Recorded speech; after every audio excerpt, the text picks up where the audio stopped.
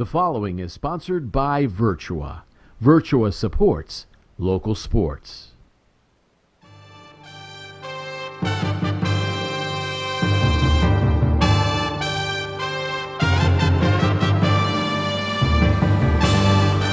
Hi everybody, thanks for joining us on episode 20 of the South Jersey Sports Digest Show. I'm Mike Shute, lead content editor for the website, www.sjsportsdigest.com. We're back here in the studios of Sterling High School's Channel 19, and we're glad you could join us again for another edition of our show. We want to thank you for watching us on Comcast Channel 97 in Gloucester County, on the Gloucester County Education Network, as well as TV 19 in Western Camden County.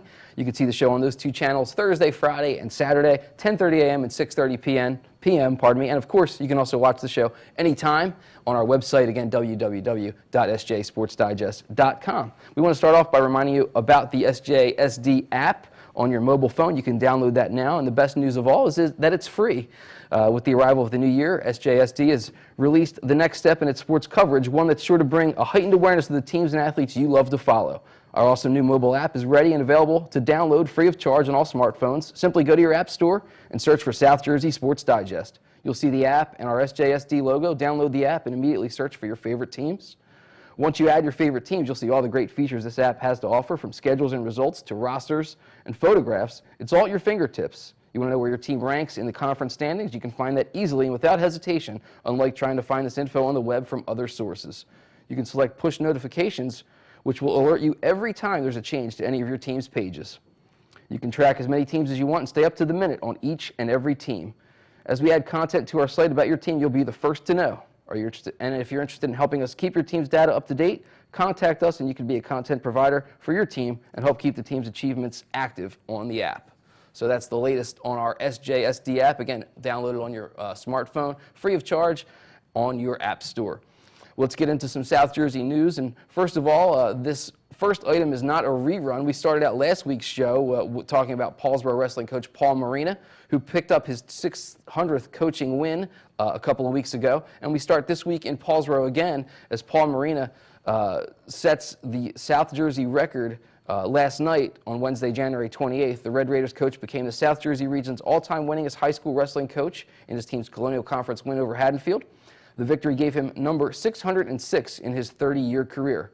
Here's a quick look at the top three coaches in order of career wins. On our next slide, there you see it. Paul Morina, number one at 606. Delran coach Dennis Smith of Delran, 605 wins. And Ralph Ross, last of Highland, with 601 wins.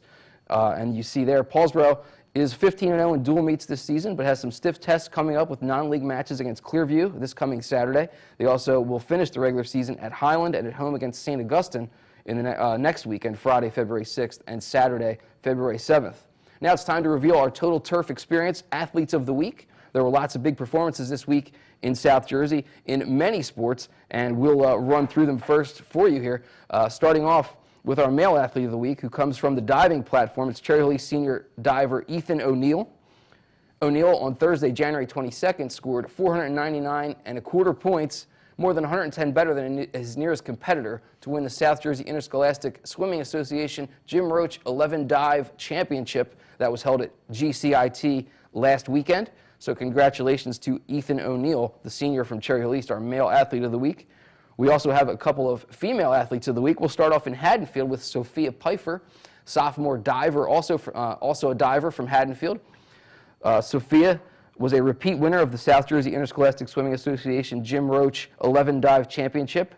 After winning the event as a freshman in 2014, she set a meet record with 500.90 points, breaking the old mark from about 8 to 10 years ago. So congratulations to Sophia Peiffer, sophomore diver from Haddonfield, our female athlete of the week. And we have a second female athlete of the week this week as well, brought to you by Total Turf Experience, and that is Lower Cape May senior basketball star Lauren Holden. Lauren became just the 26th player in the history of South Jersey girls basketball to score 2,000 points. She did so in a 34-point effort that included a season-high 7 3-pointers as the Tigers jumped to 12-0 with a victory over Bridgeton. By the way, this week, Lower Cape May dropped its first game of the season, losing to Ocean City on Monday. Holden is averaging nearly 30 points per game, and our Scott Chapler did a great follow-up on her and her achievement of reaching the 2,000-point plateau. You can find that story on our website at www.sjsportsdigest.com. Scott Chapler covering girls basketball, doing a great job for us, and we thank him for getting out and getting a word with Lauren Holden on our website, so please check out that story. And speaking of high scoring, speaking of someone who's familiar with some victories, let's bring in our guest for today's show, Sterling High School girls basketball coach Kate McDonald. And Kate, of course, is a member of the 2,000-point club, and you see her there. Kate, thanks for joining us, and we're glad you could take some time out to be with us. Thank you for having me.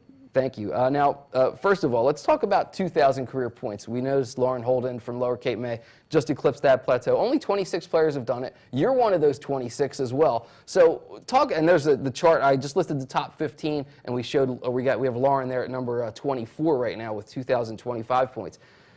Coach Schmid there, Coach Schmid, formerly Schmid, now McDonald. Kate, in 1994, graduated with 2,090 points. Well, talk about that accomplishment in retrospect. Now that you're a coach and you're seeing this every day, 2,000 points is quite a number to hit. Yeah, it's funny you brought up Lauren because we played her last year, and I actually spoke to her after the game.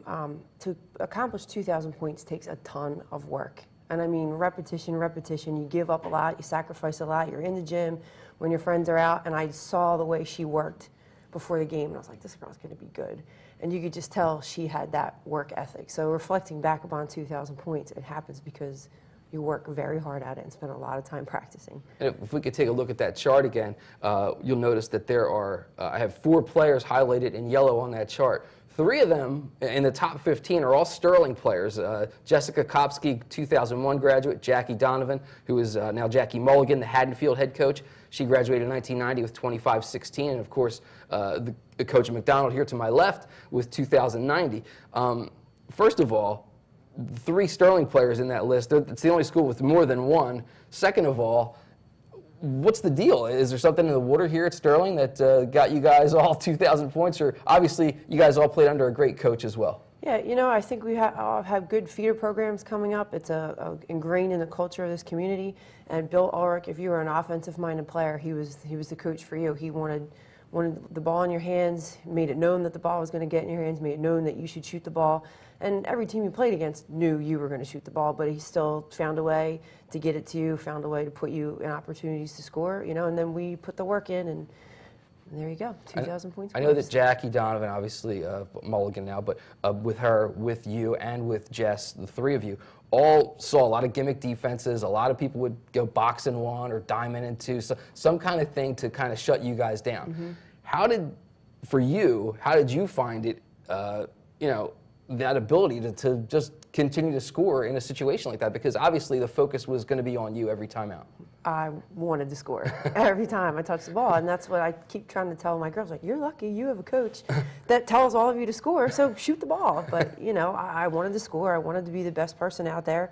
I wanted people to come watch me play, and I wanted to put on a good show for them. Awesome. And obviously with the history that's here at Sterling, and you're back coaching this team. You've been here now for 10 years coaching this team. What does it mean for you to be back at your alma mater, coaching the game you love, helping these girls, get better and have you've had plenty of success. You're closing in on 200 career wins. What's it mean to you to be able to be here and have that opportunity to be involved at your alma mater? It means everything to me. I had such a great experience here. I had great coaches. I made a lot of really good friends. And now to be back at my school and still in the community and still a part of this, it's a tradition, and it makes it easier for me because now the younger players that come in, that tradition gets passed down to them, and they want to uphold it, and they want to play hard, and they want to continue this great thing that we have going on at Sterling. We mentioned Jackie Donovan, Jackie Mulligan now, who coaches at Haddonfield, her first year there at Haddonfield. You guys played each other earlier this season. In that game that was here at Sterling, you guys took some time out to honor the 1989 and 1990 state championship teams. Of course, Jackie was the star player at that team at that time. First of all, how weird was it to honor a Haddonfield person in the Sterling gym because it's been a heated rivalry over the years. But secondly, and obviously more importantly, what's it mean again to have somebody come back and you're recognizing another great that's walked through the halls here? It was a really cool opportunity to do that, and I didn't see it as honoring a Haddonfield person because Jackie will forever, and I'm sure she would say the same thing, feel on the inside that she's a Sterling person, you know, and she'll get ingrained in Haddonfield and that will become her passion. But to be able to bring her back her first time, it was kind of like a homecoming for her, and people came to see her and watch the game and congratulate her. So again, that was another opportunity for me and my program to give back to the Sterling tradition. And obviously tonight, big game at Haddonfield for the rematch. Going back to your playing days, before that, after that, anywhere in between, it's always a big rivalry with Haddonfield and Sterling. Can you just talk about what that rivalry means here at this school, as well as, I think, overall in the Colonial Conference? It's just always been a very tough rivalry, again, like you said, since I was in high school. The two of us have always gone at it, gone head to head. It's a big game for the girls coming in. Everybody gets excited for it. And the second time around, I know Haddonfield is going to come out and look to avenge the loss, and the conference standing is on the line, so this game is absolutely huge. And we see some video of Sterling in action. The next topic I'd like to talk to you about a little bit, Kate, is we see all the girls wearing the headbands. And there was a story in the Courier Post this week written by a former colleague of mine, Celeste Whitaker. Great job there. But your team, all the girls are sporting the headbands. There's some special meaning behind that. And you could just tell us the story about it, because I think it's touching. And for a change, not a change, but, you know, coaches always affect their players. And you think back to Coach Ulrich and your coaches and how they affected you going forward now, and you see that. In this case, though, the players got a chance to have an effect on you. Yeah. My mother passed away this past May of lung cancer, and she was very, very close to me, and she came to all the games and kind of like my biggest supporter. All the girls came to her funeral. They all had ribbons to signify that they were there for me from Sterling. So before the first game this year, they pulled me into the locker room, and it actually frightened me for a minute because they said, we need to talk to you in private. And my mind instantly, oh, something's wrong, someone's hurt, what's going on? And I came into the locker room, and they pulled out the headbands and said, we wanted to dedicate our season in honor of your mom. Of course, very emotional. I cried, hugged all of them. But those are the things that are so important, and I'm trying to get them to know that there's things in life that you don't have control over, and you have to do the best you can while you have control. And so for them to kind of show that they took that message to heart and have that display of caring for me meant more than I can say. And I know that as a coach, you know, that's one thing. You have that effect on kids, and you know now as a former player and now as a coach that how it works, you know. What does it mean to you to see how they reacted in this situation? Because, you know, they don't have to do that. They didn't have to maybe know so much about you or be so close to you. But in this case, they are, and that must be a special feeling for you. I tried very hard to treat them like family and create a family atmosphere and be like a mom and a friend to them, not just their coach. And I obviously shows that they've bought into that by reciprocating and stepping out and doing that for me. And it wasn't just them, it was the parents. And, you know, I just felt so much love from them. I have former players come back all the time, and just I feel like speaks volumes. I have done a good job of creating a family here. Great stuff here at Sterling High School, and congratulations to Kate McDonald on a great season so far. Just talk maybe one last question about what you've got going forward. Obviously, the girls are playing good basketball, but you know, what do you guys need to do maybe to reach those goals that you guys have set for yourselves? I think we just have to keep fine-tuning. We have all the pieces there. I have a great point guard. I have great shooters. I have one of the best big girls in South Jersey. My other starter is an absolute workhorse. I have good girls that come off the bench, and as long as we can keep taking steps forward and not taking steps back, we're going to get better as the season goes on, and I think be a tough team to beat.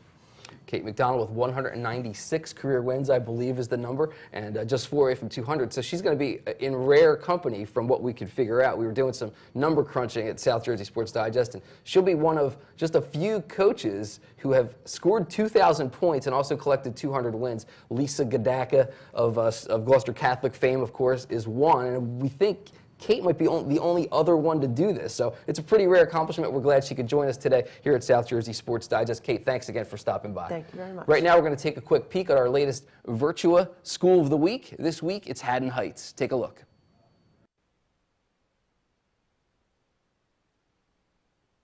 The following is sponsored by Virtua. Virtua supports local sports.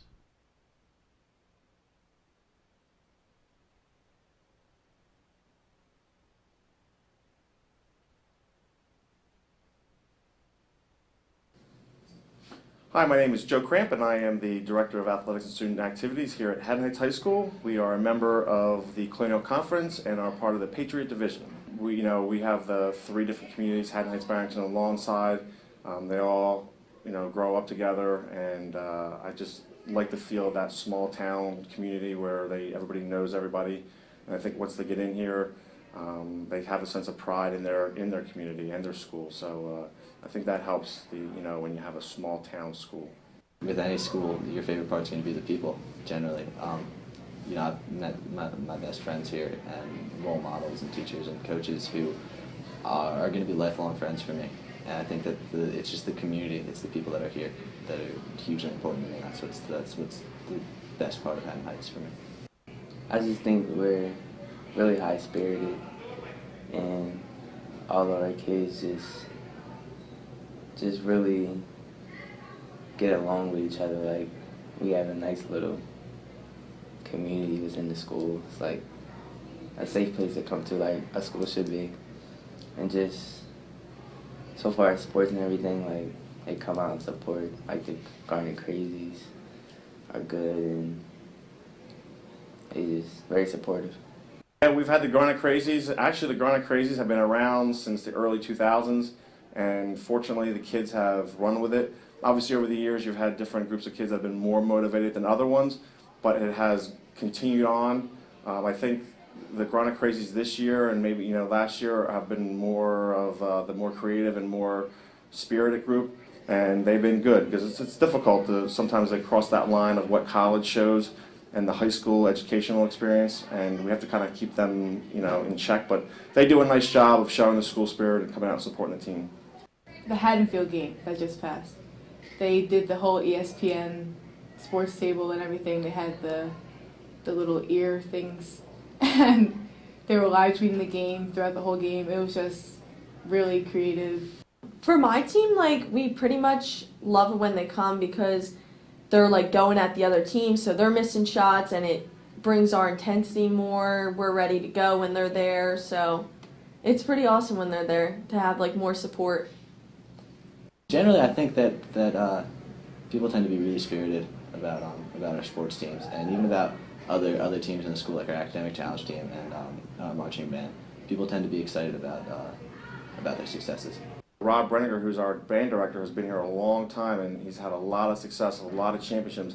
Well, surprisingly, last year was our first in the school's history, which was obviously the first of anything is a special thing, but from all the success and how difficult it is to get to that point, we reached that goal, and we did it back-to-back years, which obviously took a while to get there, and we were national champs, went up to Giants Stadium and competed with schools all around, and we did it 2 years in a row. I know that on top of that, they've won many other things. Like every time they go somewhere, they come back with some kind of trophy.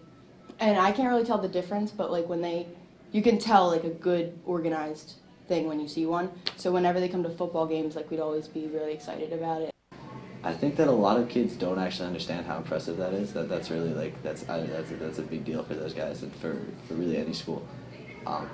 But people still get excited about it. They hear the marching band won nationals, and it's something that we all carry. And people will be oh, we beat your basketball team. Well, we have the best marching band in the country, so win some, lose some. People don't realize how much a school accomplishes until you go in and look around in the gym and you're wow, wow. And you look at the years, it's all the past 4 years are all the new little marks under our things. I believe in what we have going on here. I love the small town. I love the kids here. So we're competitive year in and year out with our athletic programs. Not always championships, but we're always competitive, and that's what you ask. They work hard and do it the right way, and I think we do that. And I think this is just a great place to be, and I'm proud to work here and be part of the community. Back here on South Jersey Sports Digest, I want to thank you for checking out our Virtua School of the Week. This week, Haddon Heights. It's a regular feature on our website. We've got a whole list of School of the Week videos that you can check out at www.sjsportsdigest.com. We want to thank Haddon Heights Athletic Director Joe Cramp for taking the time out to help us put that video together. We also want to thank our South Jersey Sports Digest video guru, Kyle Miller, for his efforts in putting that together as well. We also want to thank Kate McDonald for joining us, the Sterling High School girls basketball coach, as they have a big game tonight, taking on Haddonfield as they travel to Haddonfield for that game. And that'll do it for this edition of South Jersey Sports Digest. I want to thank, again, Kate McDonald for joining us, and also the Haddon Heights folks for their help with the video. And, of course, the guys here at Sterling High School as well for their great work on our show. Coming to you from the studios of Channel 19 at Sterling High School. For everybody at South Jersey Sports Digest, I'm Mike Shute. See you next time. Bye-bye.